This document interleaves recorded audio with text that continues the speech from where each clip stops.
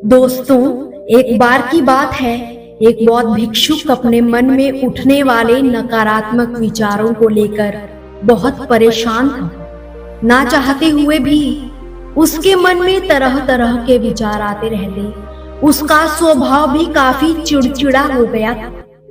बात बात पर गुस्सा करता, दूसरों के प्रति जलन और नफरत की भावना रखता, लोगों की बुराई करता और अपने मन में तरह तरह की नकारात्मक कल्पनाएं करता।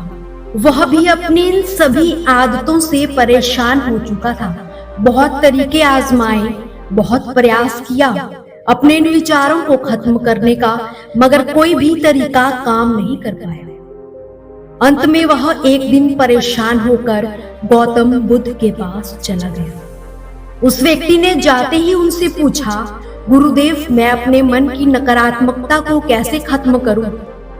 बुद्ध जी मुस्कुराए और उनसे कहा, नकारात्मक विचार बादलों की तरह होते हैं जो साफ आसमां को धुंधला बना देते हैं।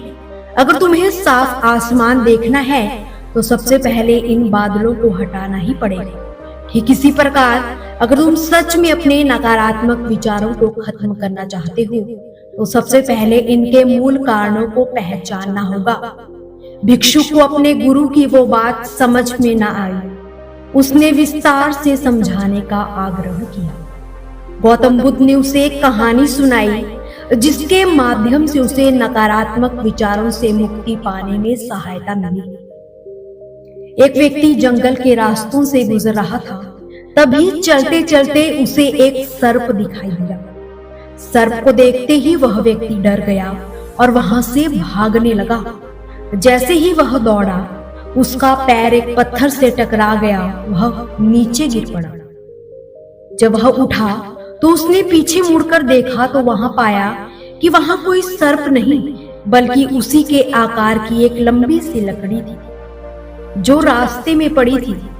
ये सब देखकर उसे महसूस हुआ कि उसे नुकसान पहुंचाने के कारण वो सर्प नहीं, बल्कि उसके अंदर बैठा वो डर है और नकारात्मक विचार है जिसने उसे घायल कर दिया।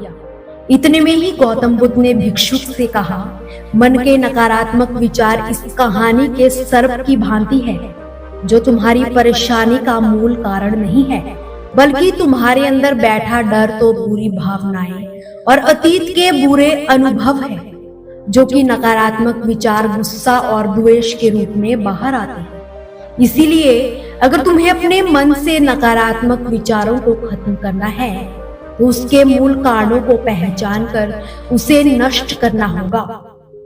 इन बातों को हम कैसे अपने जीवन में अनुसरण कर सकते हैं?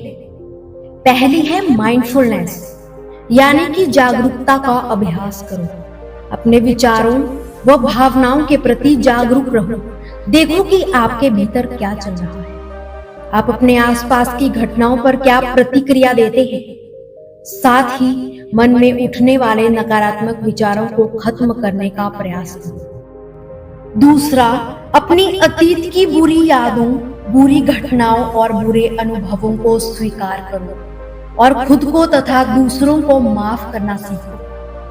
तीसरा है आभारी रहो।